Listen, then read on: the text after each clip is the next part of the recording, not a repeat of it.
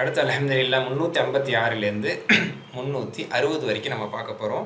18வது ஜூஸினுடைய fourth part. அல்ஹம்துலில்லாஹ் 356ல் அல்லாஹ் தஆலா மூமின்களுக்கு சொல்கிறான், குல் அஸீஉல்லாஹ வ அஸீஉர் ரசூல், மூமின்களே நீங்கள் அல்லாஹ்வுக்கும் அல்லாஹ்வுடைய தூதருக்கும் கட்டுப்படுங்கள். நீங்கள் புறக்கணித்தால் நீங்கள் செய்ததெல்லாம் உங்கள் மீது சுமத்தப்படும் என்று அல்லாஹ் தஆலா சொல்லி காட்டுறான். அடுத்ததாக வஅதல்லாஹு அல்லதீன ஆமனூ மின்கும் வ அமிலுஸ் ஸாலிஹாத், அல்லாஹ் தாலாவை ஈமான் கொண்டு நல்லமல் செய்யக்கூடியவங்களுக்கு அல்லாஹ் தாலா ஒரு நல்ல வாக்குறுதி கொடுக்குறான். இந்த இம்மைக்கே ஒரு நல்ல வாக்குறுதி கொடுக்குறான். இந்த உலகத்தில் உங்களை சிறந்த முறையில் வாழ வைப்பான். சிறந்த பிரதிநிதிகளாக ஆக்கி இந்த உலகத்தில் உங்களுக்கு ஒரு நல்ல இடத்தையும் ஒரு நல்ல ஒரு அங்கீகாரத்தையும் கொடுப்பான். முன்னாடி வாழ்ந்த நல்ல மக்களுக்கு கொடுத்த மாதிரி என்று அல்லாஹ் தாலா அப்படிப்பட்ட ஒரு வாக்குறுதி உங்களுக்கு உலகத்திலும் இருக்குது, மறுமையிலும் சிறந்த வாழ்க்கை இருக்குது. நீங்கள் தொழுகையை நிலைநாட்டுங்கள், ஜக்காத் கொடுங்கள், அல்லாஹ்வுடைய தூதருக்கு நீங்கள் கட்டுப்படுங்கள். இப்படிலாம் நீங்கள் இருந்தால் நீங்கள் இரக்கம் காட்டப்படுவீர்கள், அல்லாஹ்வால் ரஹ்மத் செய்யப்படுவீர்கள் என்று அல்லாஹ் தாலா சொல்லிட்டு, இறை நிராகரிப்பாளர்கள் இருக்கிறாங்களே அவர்கள் இந்த பூமியில் மிகைத்திடுவார்கள் என்று நினைக்காதீர்கள். அவங்க அப்படி ரொம்ப ராஜபோகமாக வாழ்றனால அவங்க அப்படி மிகைச்செல்லாம் முடியாது. அவர்கள் சென்று சேரக்கூடிய இடம் என்பது நரகம். அடுத்து அல்லாஹ் தஆலா மூமின்களுக்கு அடுத்து ஒரு அறிவுரை சொல்கிறான். சென்ற பக்கத்தில் வந்த மாதிரி ஒரு அறிவுரை. மூமின்களே, அதாவது உங்களிடத்தில் அனுமதி தேடி கொள்ளட்டும். யாரு? உங்களுடைய அடிமைகளும் சிறியவர்களும், சிறிய குழந்தைகள்லாம் இருக்கிறாங்களா, அவங்களாம் உங்கள்கிட்ட அனுமதி கேட்கட்டும். 3 நேரத்தில் குறிப்பாக கேட்கணும். அதாவது அடிமைகளும் சிறியவர்களும் அனுமதி கேட்டுட்டு தான் வீட்டுக்கு வரணும்னு இல்லை. பொதுவாக வரலான்னு சட்டம் இருந்துச்சு. ஆனால் இதுக்கு ஒரு காரணம் இருக்குது. இதன் பின்னணியில் உமர் ரலியல்லாஹு இருக்கிறாங்க. அந்த வரலாறு நான் இன்ஷா அல்லாஹ் முழுக்க தஃப்சீரில் சொல்கிறேன். அவங்க காரணத்தினால அந்த வசனம் இறங்குனுச்சு. அப்போ அல்லாஹ் தஆலா அதை முன் வச்சு சொல்கிறேன். சரி, 3 நேரம் இருக்குது. எந்த நேரம்? ஃபஜர் தொழுகைக்கு முன்னாடியும், அதே மாதிரி நடு உச்சி நேரம் இருக்குது பார்த்தீங்களா, கைலுலா தூக்கம்னு சொல்லுவாங்க. அந்த உச்சி நேரத்தில் அரபுகள் தூங்கக்கூடிய பழக்கம் இருக்குது. அதே மாதிரி இஷாவுக்கு பிறகு, ஃபஜருக்கு முன்னாடி நடு உச்சி நேரத்திலையும் இஷாவுக்கு பிறகும் ஆடைகள் களையக்கூடிய ஒரு நேரம் அல்லது அவங்க படுத்து இருக்கக்கூடிய ஒரு நேரம். இந்த நேரத்தில் குழந்தைங்களும் சரி அடிமைகளும் சரி வந்தால் 3 தடவை அனுமதி கேட்கணும். அனுமதி கிடைச்சாதான் வரணும். இல்லை அவங்க தூங்கிட்டு இருக்காங்க, அனுமதி கிடைக்கலன்னா வரக்கூடாது என்று அல்லாஹ் தஆலா சொல்கிறான். ஆனால் மற்ற நேரத்தில் அவங்க தாராளமாக வந்துட்டு போகலாம் என்ற ஒரு விஷயத்தை சொல்லிட்டு அல்லாஹ் தஆலா இந்த சட்டத்தை இறக்கணும். சரியா? அடுத்து 357க்கு வாங்க. இந்த குழந்தைங்களுக்கு ஒரு பக்குவ வயசு வந்துருச்சு, அவங்க வயதுக்கு வரக்கூடிய இடத்துக்கு வந்துட்டாங்கன்னா பெரியவங்க மாதிரி அவங்க அனுமதி எப்போவுமே கேட்டுட்டு வரணும். அதையும் அவங்க மறந்துட வேணாம் அப்படின்னு அல்லாஹ் தஆலா சொல்கிறான். 12 வயசு ஆனவங்களையும் 14 வயசு ஆனவங்களையும் அதுக்காக நம்ம சும்மா குழந்தைன்னே சொல்லிட்டு இருக்கக்கூடாது. அதுவும் இங்கே புரிஞ்சுக்கணும். அடுத்து பெண்கள் விஷயத்தில் சொல்கிறோம். ஒல் கவாயிது மினன் நிசா, அதாவது திருமண வயதை எல்லாம் தாண்டி வயது முதிர்ந்த நிலைக்கு, கல்யாண ஆசையே இல்லாத நிலைக்கு போயிட்டாங்கல்ல, இச்சையே இல்லாத நிலைக்கு 60-70 வயசை தாண்டினவங்களாம் உதாரணத்துக்கு, அவங்களாம் தங்களுடைய ஆடையை சரியான முறையில் பேணாமல், ஹிஜாபி முறையாக பேணாமல் அவங்க இருக்கிறாங்க. ஆடையை கொஞ்சம் களைஞ்சி வச்சுட்டு இருக்கிறாங்க, கொஞ்சம் நார்மலாக இருக்கிறாங்கன்னா தப்பு இல்லை. ஆனால் அவங்களும் கூட ஹிஜாபை பேணுறது சிறந்தது என்றலாம் ரொம்ப யதார்த்தமாக பேசுகிறான். அல்ஹம்துலில்லாஹ்.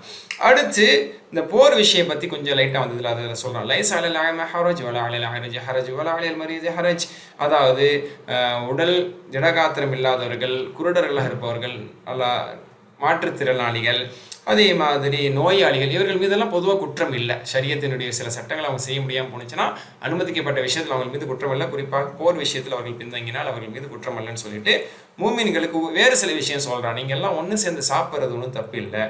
அதாவது அனுமதி கேட்டுட்டு தான் போகணும், உங்கள் வீட்டுக்கு மற்றவங்க வீட்டுக்கு ரொம்ப கண்ணியமான முறையில் தான் போகணும் வரணும், இந்த மாதிரி சொல்லும் போது அல்லாஹ் தஆலா சொல்கிறான், நீங்கள் உங்கள் வீடுகளில், உங்கள் தந்தைமார்கள் வீடுகளில், தாய்மார்கள் வீடுகளில், சகோதரர்களுடைய வீடுகளில், மற்ற அந்த மாதிரி யார் உங்களுடைய அடிமைகளுடைய வீடுகளில் அல்லது யாருடைய உங்கள் நண்பர்களுடைய வீடுகளில் யார் எந்த வீட்டினுடைய சாவி உங்கள் கைவசம் இருக்குதோ அதை நீங்களும் வரலாம் போகலான்னு உங்களுக்கு ஓனர்ஷிப் கொடுத்துருக்காங்களோ அந்த மாதிரியான வீடுகளை நீங்கள் போய் சேர்ந்து சாப்பிட்றதோ அல்லது உங்களுக்கு வாய்ப்பு இருந்தால் நீங்கள் போய் சாப்பிட்டுட்டு வர்றதுலாம் உங்களுக்கு கூடும். ஆனால் போகும்போது நீங்கள் சலாம் சொல்லிட்டு போங்க. இதா தஹல்தும் புயூத்தன் ஃபஸல்லிமு அலா அன்ஃபுஸிக்கும் தஹிய்யத்தன் மின் இன்தில்லாஹ், அல்லாஹ் தரப்பிலிருந்து அஸ்ஸலாமு அலைக்கும் வரஹ்மத்துல்லாஹ் என்ற அழகான சலாம் சொல்லுங்க.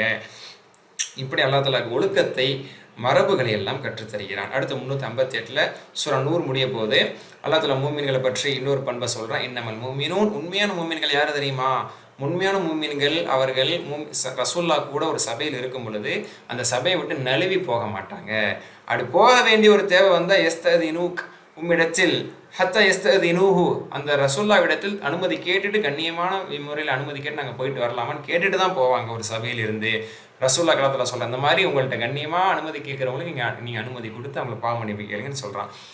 இது வந்து முக்கியமான விஷயம். அதாவது முனாஃபிகீன்கள் என்ன செய்வாங்க அப்படின்னு சொன்னால் நழுவி போவாங்க. அடுத்த பக்கத்தில் அடுத்த வசனத்தில் சொல்கிறான். அதாவது ஒரு குறிப்பிட்ட நேரம் இருக்கிறது, ரொம்ப நேரம் கல்வி வகுப்பில் இருந்து அதை கேட்குற அளவுக்குலாம் அவங்களுக்கு சகிச்சிக்காது.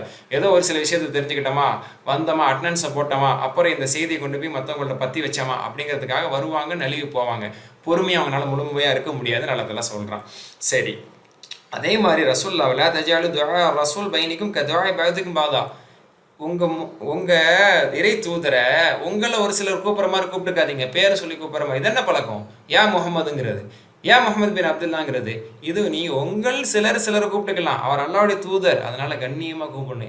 ரசூல் அல்லான்னு கூப்பிடுங்க, நபி அல்லான்னு கூப்பிடுங்க. இப்படி அல்லாவே அப்படி தானே கூப்பிடுவான். யா முகமதுன்னு குரான் எங்கே இருக்குது? யா ஐயுஹல் முஸம்மில், யா ஐயுஹல் முத்தஸிர், இப்படி தான் நம்ம பார்க்க முடியும். அதே மாதிரி யா ஐயுஹன் நபியு, இப்படி அல்லா தஆலாவே கண்ணியமாக தான் கூப்பிட்றாங்க. அதனால் அவருக்குன்னு ஒரு மரியாதை இருக்குது. இஷ்டத்துக்கு கூப்பிட்ற வேலை வச்சுக்காதீங்க. ஏன்னா முனாஃபிக்கீன்கள் அப்படிலாம் வந்து கூப்பிட்டாங்க கண்ணியத்தை குலைக்கும் வண்ணமாக, அல்லது காட்டரபிகள் ஆராபுகள் இப்படிலாம் செஞ்சாங்க. அல்லது அதை கண்டிக்கிறேன். அதை பற்றி முழுக்க நம்ம இன்ஷால்லா பின்னாடி சொல்கிறது ஹிஜ்ரத்தில் பார்ப்போம். சரி, இந்த சூரா முடியுது. அல்லாஹ் சுப்ஹானஹு வ தஆலாக்கே வானம் பூமியில் இருக்கக்கூடியவைகள் அனைத்தும் சொந்தம். அந்த நாளில், அந்த ஒரு மறுமை நாளில் நீங்கள் அல்லாஹ்வின் பக்கம் திருப்பப்படுவீர்கள், ஒன்று திரட்டப்படுவீர்கள். அந்த நாளில் நீங்கள் செய்து கொண்டிருந்த விஷயங்களை பற்றியெல்லாம் அல்லாஹ் உங்களுக்கு விவரிப்பான், எடுத்துரைப்பான். என்னென்ன செஞ்ச, நீ நல்லவனா கெட்டவனான்னு அல்லாஹ் சொல்லுவான். சரி, இதோட சூரா 100 முடியுது. அடுத்த சூரா சூரத்துல் ஃபுர்கான், தபாரக்கல்லதி என்று ஆரம்பிக்கக்கூடியது. சூரத்துல் முல்க் பின்னாடி அப்படி தான் ஆரம்பிக்கும். இங்கே சூரா ஃபுர்கான் அப்படி தான் ஆரம்பிக்குது. தபாரக்கல்லதி நஸல் அல் ஃபுர்கான், அதாவது ஃபுர்கான் ஆகிய சத்தியம் அசத்தியத்தை பிரித்து அறிவிக்கக்கூடிய இந்த வேதத்தை உன் மீது இறக்கி அருளி அல்லாவுக்கு எல்லா புகழும், அகிலத்தாருக்கு எல்லாம் இது எச்சரிக்கை செய்யக்கூடிய வேதமாக திகழ்கிறது. வானம் பூமியில் இருக்கக்கூடியவர்கள் அனைத்தும் அல்லாவுக்கே சொந்தம் என்று அல்லாஹ் தஆலா சொல்லி, அல்லாவுக்கு ஷிர்க் இல்லை, அல்லாவுக்கு இணை இல்லை, அல்லாவுக்கு குழந்தை இல்லைன்னு சொல்கிறான். அடுத்து 359. அதில் வந்து அல்லாஹ் அல்லாதவைகளை எல்லாம் இவர்கள் கடவுளாக எடுத்துக்கொண்டார்களே, அவர்கள் எதையும் படைக்கவில்லை, அவர்களே படைக்கப்பட்டவர்கள். இன்னும் சொல்லப்போனால் இவங்க தான் அதை உருவாக்குனாங்க என்று அல்லாஹ் தஆலா சொல்கிறான். அல்லது அவர்கள் மனிதர்களாக இருக்கிறார்கள், அல்லாஹ்வால் படைக்கப்பட்டவர்கள். சரி, இவர்களால் நன்மை செய்ய முடியாது, தீமை செய்ய முடியாது, யாரையும் உயிர்ப்பித்து எழுப்ப முடியாது, யாரையும் மரணமடைய செய்யவும் முடியாது, யாரையும் மறுமை நாளையில் இவர்கள் எல்லாம் ஒன்று திரட்டவும் முடியாது, எதுக்குமே முடியாத இந்த ஒன்றும் இல்லாததையும் வணங்குறீங்கன்னு அல்லாஹ் தஆலா திரும்ப திரும்ப எல்லா இடத்துலையும் கேட்குறான். இங்கேயும் கேட்குறான். அடுத்து இந்த காஃபிர்கள் இந்த குரானை பார்த்து சொல்கிறாங்க, இது கட்டுக்கதை, இது மூதாதையருடைய கட்டுக்கதை, யாரோ இவருக்கு ஹெல்ப் பண்ணுறாங்கப்பா, இவருக்கு கவிதை வராது தான் முஹம்மது ஸல்லல்லாஹு அலைஹி வஸல்லம் சொல்ல வர்றாங்க, யாரோ இவருக்கு சொல்லி கொடுக்குறாங்க, அதை கேட்டுட்டு வந்து சொல்கிறாரு அப்படின்னு சொல்கிறாங்க. அல்லது இது மூதாதையருடைய கட்டுக்கதை அப்படின்னு சொல்கிறாங்க. அல்லாஹ் தஆலா கேட்குறான், இவ்வளோ யோசிக்கிறேன், யாரோ சொல்லியிருக்கணும், அந்த யாரோ ஏன் அல்லாஹ் இருக்கக்கூடாது, உனக்கே அந்த யோசனை வர மாட்டேங்குது என்று அல்லாஹ் தஆலா கேட்குறான். அதனால தான் சவால் விடுற அந்த மாதிரி இன்னொரு குரானை கொண்டு வா, யாரோ தானே சொல்லி கொடுத்தாங்க, நிறைய இடத்துல சவால் விட்டுருக்கிறான். அதெல்லாம் இந்த இடத்துல நம்ம யோசிக்கணும். சரி, அடுத்து அவங்க சொல்கிறாங்க, மாலி ஹாதர் ரசூல், என்ன இவர் தூதர் அப்படின்னு கேட்குறாங்க. தூதருங்கிறாரு, என்ன தூதர் இவர்? ஏக்குளுச்சாம், சாப்பிட்றாரு, கடை தெருவுலலாம் போயிட்டு வர்றாரு, பர்ச்சேஸ்லாம் பண்ணுறாரு, மனுஷன் மாதிரி வாழ்கிறாரு என்று. அப்போ இப்படி மனிதராக இருக்கிற எப்படி தூதராக இருக்க முடியும்? தூதர்னா என்ன தெரியுமா? அவங்க சொல்கிறாங்க, தூதர்னா அவருக்கு பெரிய கருவில் இருக்கணும், பல தங்கங்கள், வெள்ளிகள், வடூரியங்கள்லாம் நிறைய இருக்கணும், அல்லது அவருக்கு ஒரு பெரிய தோட்டம் இருக்கணும், அந்த தோட்டத்தில் அவர் போய், நாங்கள் சாப்பிட்றோமோ இல்லையே, அவருக்காவது ஒரு தோட்டம் இருக்கணும், அந்த தோட்டத்தில் போய் நல்லா அவர் சாப்பிட்ற மாதிரி இருக்கணும்ல. என்ன பஞ்சத்துலேயும் சிரமத்துலேயும் கஷ்டப்படக்கூடியவராக இருக்காரு, இவர் எப்படி நாங்கள் தூதரை ஏற்றுக்க முடியும் என்றெல்லாம் அவர்கள் கேட்கிறார்கள். அல்லாஹ் தஆலா சொல்கிறான், அல்லாஹ் நாடினால் இந்த தூதருக்கு இந்த உலகத்திலேயே பெரிய தோட்டங்களையும் நதிகளையும் ஓடச் செய்ய முடியும், அவருக்கு பெரிய மாளிகளை ஏற்படுத்த முடியும். ஆனால் அல்லாஹ் அதை அவருக்கு விரும்பவில்லை. அதனால் தான் நீங்கள் ஈமான் கொள்ள வேண்டும் என்ற ஒரு நிர்பந்தமும் இல்லைன்னு அல்லாஹ் தஆலா சொல்லாமல் சொல்கிறான். எனவே அவர்கள் மறுமை நாளை பொய்ப்பித்தார்கள், அவர்களுக்கு நரகம் உண்டு. அடுத்து கடைசியாக 360 இந்த ஜூஸு நிறைவேறுகிறது. அதாவது சுப்ஹானல்லாஹ், ரொம்ப ஒரு உருக்கமான ஒரு வசனம், 12வது வசனம் ஃபுர்கானில். நரகத்துக்கு இவங்க கொண்டு போடுவாங்கல்ல, இதை ராஜூமி மக்கள் தூரத்துலேருந்து நரகத்தை அவங்க பார்ப்பாங்க. இப்போ தூரத்துலேருந்து நரகம் அங்கே இருக்குங்கிறது தெரிஞ்சதுக்கு அப்புறமே அந்த நரகத்தினுடைய ஆட்பறிக்கும் சத்தம், அது கொதிக்கக்கூடிய சத்தத்தை தூரத்துலேருந்து கேட்டு அரண்டுருவாங்க. அந்த அளவுக்கான ஒரு நரகமாக அது இருக்கும். ஆனால் அந்த நரகத்தை இப்போ விளையாட்டு பொருளை இப்போ அவங்க நினச்சிட்டு இருக்கிறாங்க என்றால் அதில் சொல்லி, அந்த நரகத்தில் அவர்கள் தூக்கி போடப்படும் போதெல்லாம் ஹுனாலிக சுபுரா, அழிவை கேட்பார்கள். நாங்கள் செத்துடுறோம், எங்களுக்கு என்ன சாவும் வரமாட்டேங்குது, எங்களுக்கு சாவே வராதான்னு கேட்பாங்க. அல்ல சொல்லலாம், ததுவலியோம சுபுரா வாஹிதா, ஒரு சாவை கேட்காத, நீ பல சாவை கேளு, எத்தனை தடவை நீ செத்தாலும் திரும்ப திரும்ப உயிர் கொடுக்க தான் படுவாய் என்று ஆக உனக்கு மரணமும் இங்கே கிடையாதுன்னு அவர்களுக்கு சொல்லப்படும். அல்ல கேட்குறான், அந்த நரகவாதிகளை முன் வச்சு கேட்குறான், குல் அஸாலிக கைர் அம் ஜன்னத்துல் ஹுல்தி அல்லதி உஇதல் முத்தகுன், அந்த நரக வாழ்க்கை சிறந்ததா அல்லது இறையச்சம் உள்ளவர்களுக்கு வாக்களிக்கப்பட்ட நிரந்தர சொர்க்க வாழ்க்கை சிறந்ததான். கேளுங்க, சுப்ஹானல்லாஹ்.